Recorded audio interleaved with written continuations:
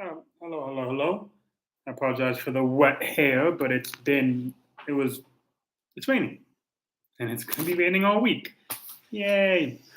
So today, actually, I wanted to just do a quick video talking about Hou Kui and talking about um, terroirs, actually, because I got somebody was talking to me on Instagram about Hou Kui. And they sent me a picture of some decent looking Hou Kui, and they were like, "Yeah, I was told it was Hou Keng, but like, can't be sure. Can't be sure. Showing a healthy skepticism to what tea producers claim. Always be skeptical. Be skeptical of me. I am not above skepticism. Those who know me know I am good for what I say, and if I don't mean it, I don't say it. Coming from the guy who often uses the term semi-handmade. I choose my words carefully. But so he goes, yeah, let's see if I can get down there. He says, of course, we're drinking Hou Kui, which we're running very low on. There might be another tin somewhere else, but we might be out. So get Hou Kui while you can. So he posts this picture. He posts this picture and he tags me in it of a Hou Kui, and then he goes, yeah, drinking a Hou Kui, and goes, not sure if it's from Hou Keng.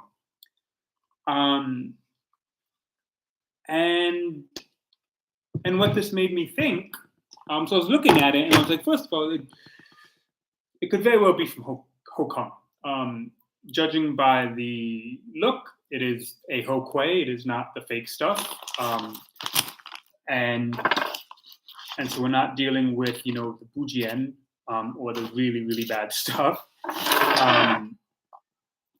And so, but then I kind of got to thinking. I was like, well, that doesn't mean it's particularly good, and that's what I want to talk about today. Today I want to talk about within terroirs. Within the best terroirs, there are categories, there are levels actually. And I think Hou Keng is a good example and maybe an interesting example. So when you go to Hou Keng, anyone who's been to Hou Keng can attest to this. So you're standing in Hou Keng, and Hou Keng is a small village. And in the middle, there's a statue of like a monkey. And anyone who's been to Hou Keng, they always take that picture. That's their proof that they went to Hou Keng. And so you're standing in this village, and you're surrounded by these beautiful mountains. Wow, that's a really bad pour. Surrounded by these beautiful mountains, and there's Lake Taihu is next to you, a reservoir. Yeah, a little light. That's okay. I'd rather be light than heavy. And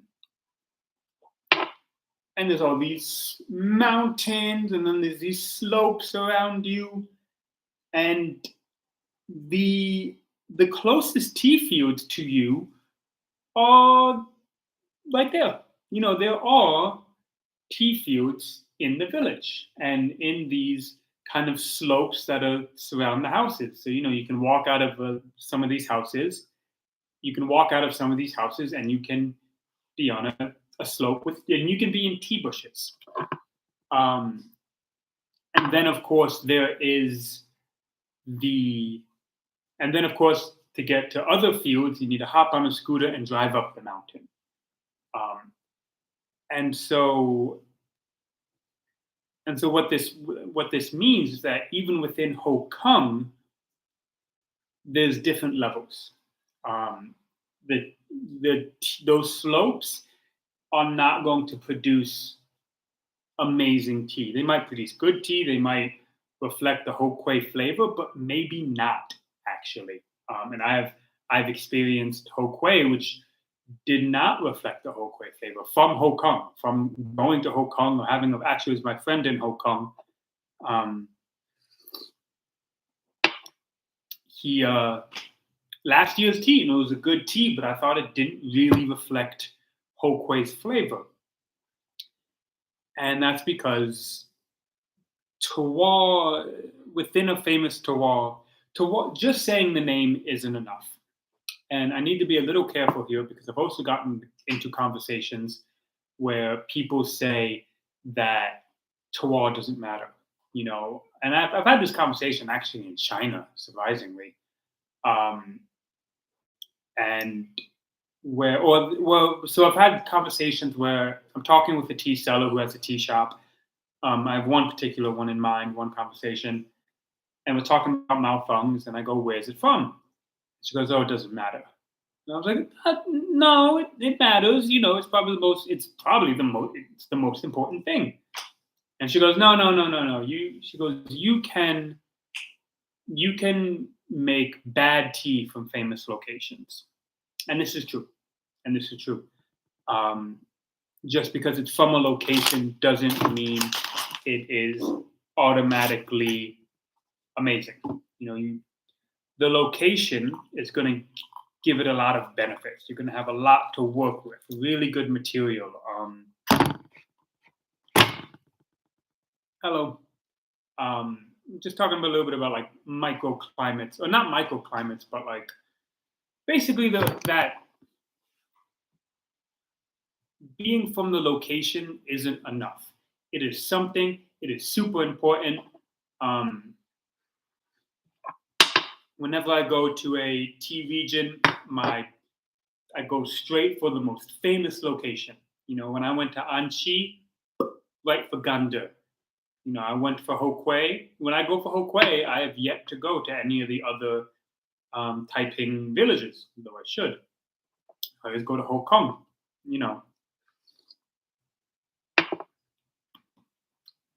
It's hot. But within that, though, once I get to Hou Keng, it's not like every tea is amazing. Once I get to Hou Keng, I am not ready for this second steep. I should not afford it. That's really good. Really buttery. That was a really good steep. I'm sorry I washed that one down so quick. Once I get to these locations, I'm still tasting for quality. I'm still going through things, especially for Anxi. But for Hou Kui too. I mean, I went to Hou Keng 3 times. I've been to Hou Keng 3 times, and never found something for the website. And there's other things that have to do with that. But I tasted quite a few different Hou Kuis and just went, no, no, no.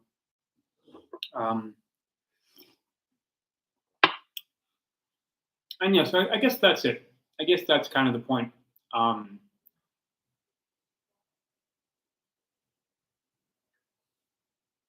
What is the debate? Depends on what the debate is. I have an opinion on everything. Just what I do. I have opinions on things. Is it the debate of which one is first, which one is better?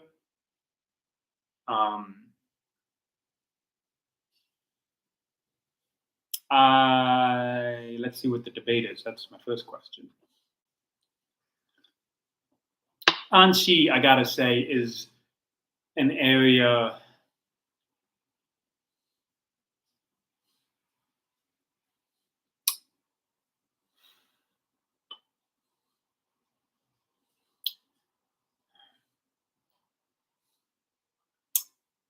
Anxi is an area that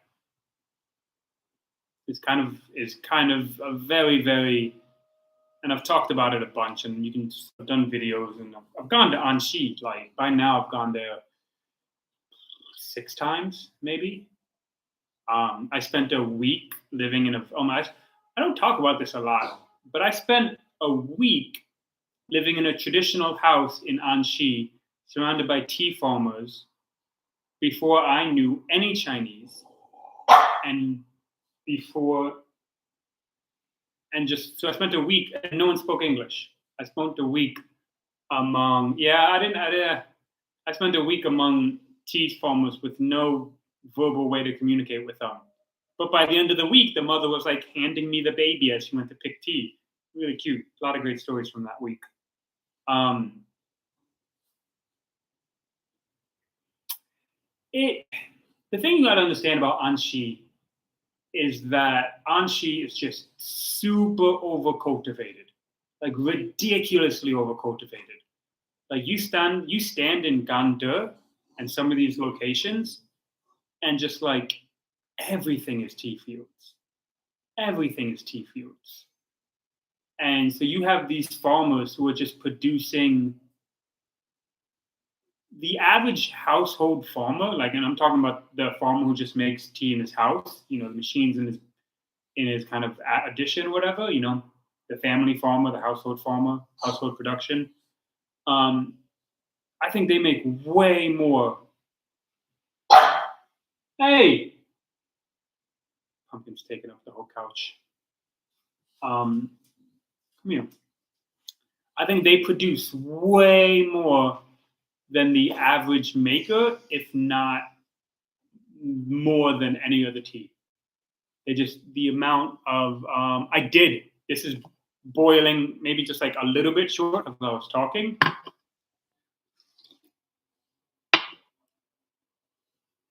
It's strong, but it's good. It can take it. It can definitely take it. I wouldn't say it's the best flavor, but I think it can definitely still enjoyable. I do think you should drop the water on Hou Kui a little bit. Yeah, I think it did, and I think it did for a couple reasons. First of all, when you're just producing so much, and I think yes, but I think the more interesting question is why, and kind of the nuances of it.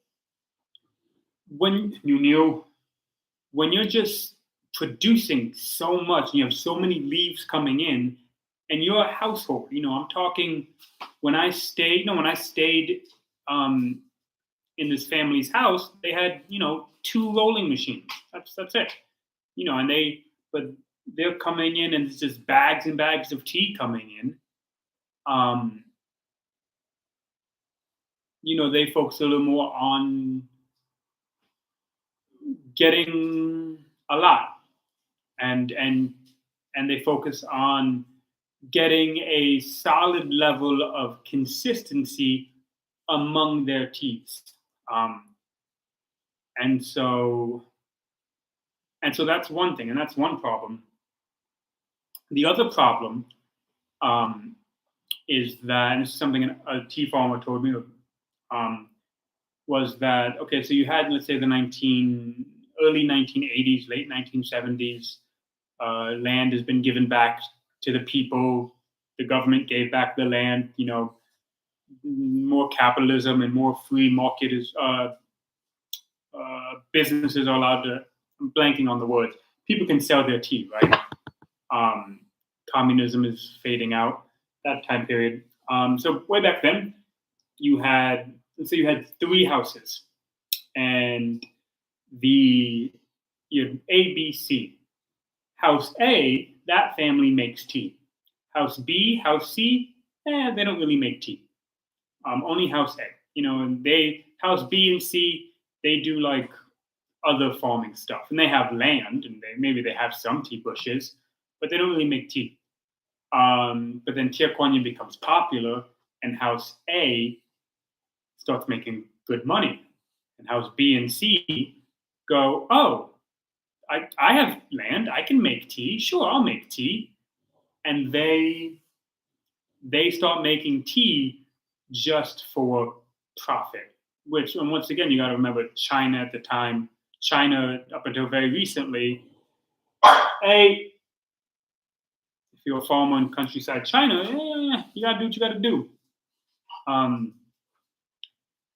And so they started making tea, but they weren't really making great tea because they weren't, let's say, as good of a tea farmer as House A. And so the other thing this has kind of created, and I was talking actually to a Wui farmer about this, is that the focus is, they focus on getting a general consistency of quality, and making sure nothing is below a certain level of quality.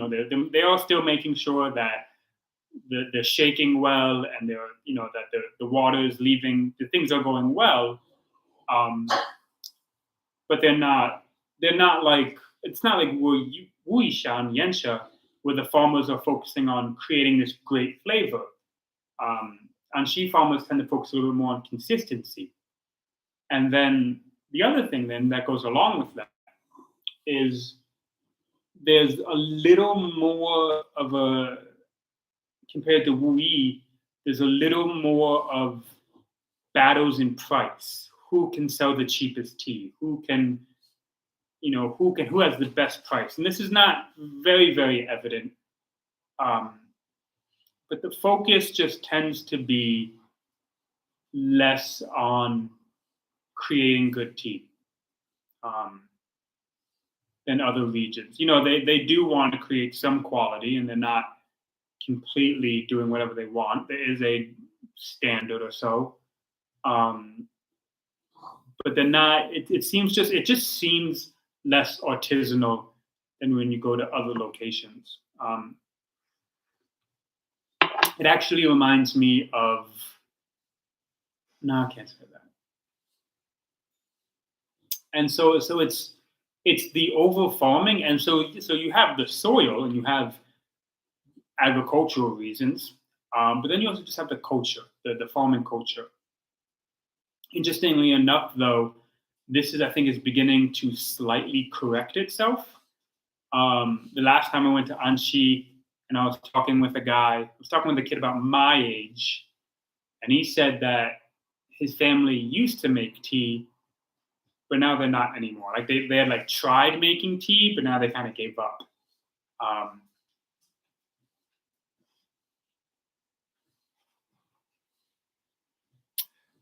And so I think you have where you used to have House A made tea, and then House B and C copied. We also tried to make tea.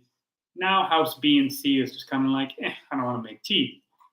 Especially now that the youth have way more opportunities, to leave the village and to pursue other careers and do that. They don't have to be farmers. And this is a lot of this is not. I can't say this is 100% fact. I've talked to a lot of Anxi farmers, and I've seen a lot of things, and some things have been told to me, some things I'm kind of connecting dots or getting the vibe from talking to young people. So this is not, I may be accidentally not representing something so well, but that's the general idea. But then you also have I know one tea company, and I'm blanking on the name. Joy Luck Tea. I think it's Joy Luck Tea. She's from Anxi, and she's actually starting to push her family to be more artisanal. Let the land recover a little bit. So I think that's another area where like Anxi may be self-correcting. Especially if now that, and it kind of reminds me of actually the Yunnan, where for a time they were cutting down these old trees to produce plantations, to produce a bunch of small trees. But then recently with the Yunnan boom,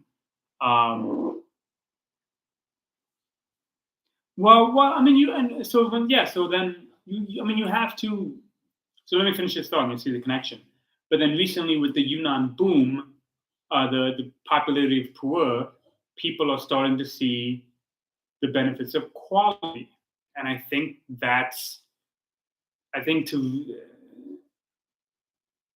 kind of have to really understand it. You got to think about China's economic system economic development in the last 30 or 40 years. the domestic market wasn't really probably, like you could for a while you could probably only get so much for your tea. You couldn't really spend all this time in producing this amazing tea if you weren't going to be able to sell it. It's probably much more for a while. It was probably much more profitable to produce a lot of low level tea than a little bit of high level tea.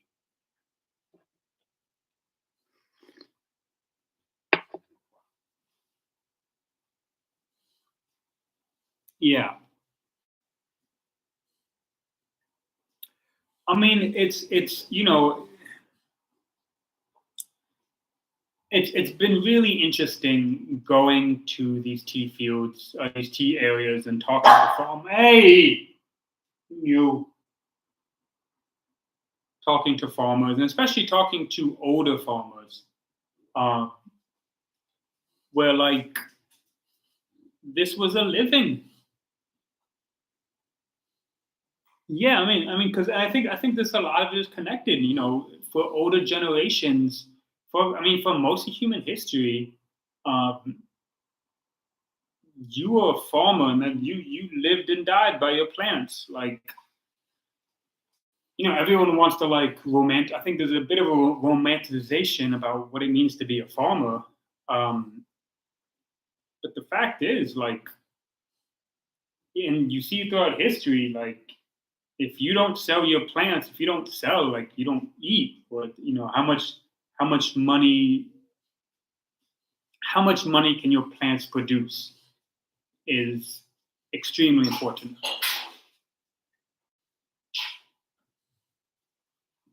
And and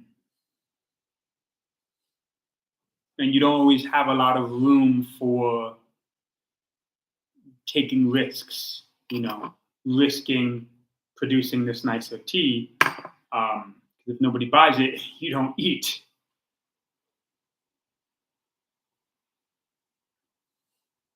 Yeah, and I think that's a very similar thing where so that trip, if we're talking about the same one, um oh yeah, a lot of the if we're talking about the one with the that